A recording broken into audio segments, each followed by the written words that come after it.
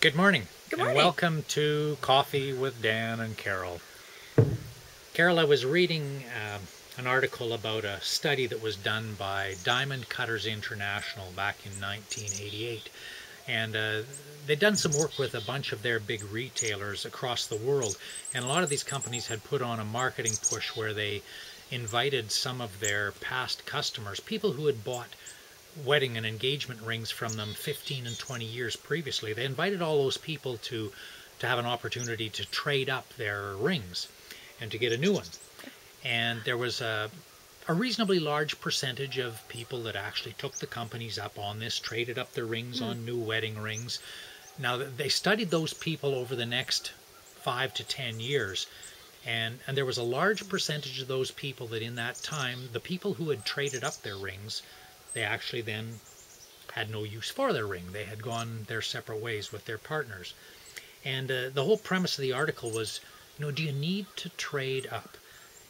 People who are always needing the newest and the biggest and the best and the most in even those material types of things, what does that say about their relationship with their partner? And so I was just curious, as to how it relates to us. If you were to have the diamond company who sold us your ring, if they were to come to you and offer you to trade up to a newer, bigger, better version, can I ask, what would you do? Yeah, you could ask. I'm laughing because I'm thinking about what it would look like for you to trade up in your relationship. Yeah, absolutely. As I think about the rings that I have no desire to make a trade. I'm happy with where they are. I have, 9 other digits, but if I really want to put something on, I would choose a different finger because this ring has some sentimental value. It has meaning for me based on 26 years ago when you first gave it to me.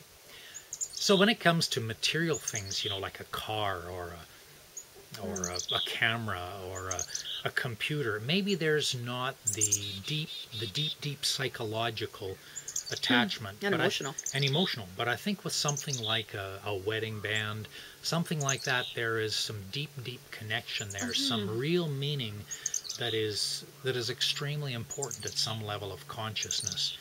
And so, not that one way is right or wrong, but we just ask you to consider, some of your attachments to some of these things, and in particular how it relates to your relationship with your partner. What is really, really important?